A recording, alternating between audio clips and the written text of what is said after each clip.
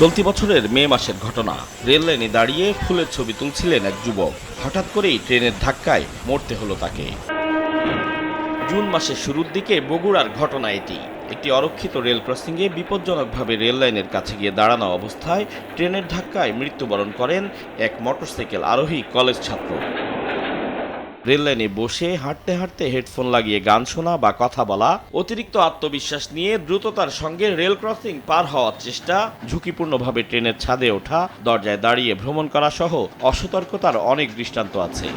ট্রেনের ধাক্কায় বা কাটা পড়ে মানুষের মৃত্যু হলেই হয় অপমৃত্যুর মামলা। তবে সব ঘটনাই দুর্ঘটনা নয়। বিভিন্ন সময় নানা ঘটনা তদন্তে উঠে এসেছে বিভিন্ন চাঞ্চল্যকর তথ্য। আছে ট্রেন থেকে ধাক্কা দিয়ে ফেলে দেওয়ার ঘটনাও। হত্যাকে দুর্ঘটনার রূপ দিতে ট্রেনের সামনে ধাক্কা দেয়া, এমনকি অন্য কোথাও হত্যা করে রাতের আধারে মরদেহ রেল লাইনে ফেলে রাখার ঘটনাও আছে।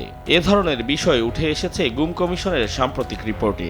রেল পুলিশ জানায় ২০২৪ সালে রেলে কাটা পড়ে মৃত্যুর ক্ষেত্রে ৫টি অপমৃত্যুর মামলা তদন্তে হত্যা মামলায় পরিণত হয়েছে।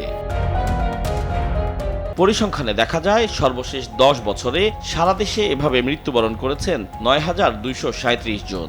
গত ৩ বছরে তা বেড়ে দাঁড়িয়েছে ৩,১৪০ জনে। অর্থাৎ প্রতিদিন গড়ে ট্রেনে কাটা পড়ে মারা গিয়েছেন অন্তত ৩ জন। আহতের সংখ্যাও নেহায়েত কম নয়। রেল কর্তৃপক্ষ বলছে শুধু রেলের একার পক্ষে এ ধরনের ঘটনা রোধ করার সুযোগ নেই। জনগণ যত্রতত্র রেল লাইন পারাপার হয় বা আমরা অনেক জনগণের বসতবাড়ি বা এলাকার মধ্য দিয়ে রেল লাইন অতিক্রম করেছে।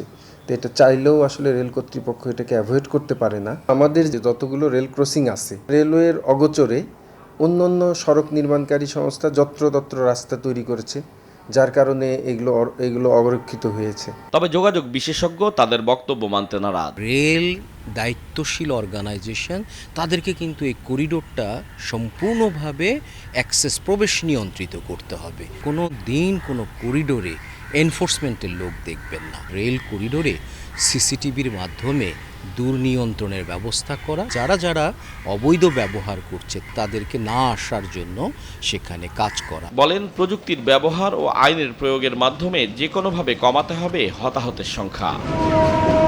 আতাউর কাউসার, সময় সংবাদ, ঢাকা।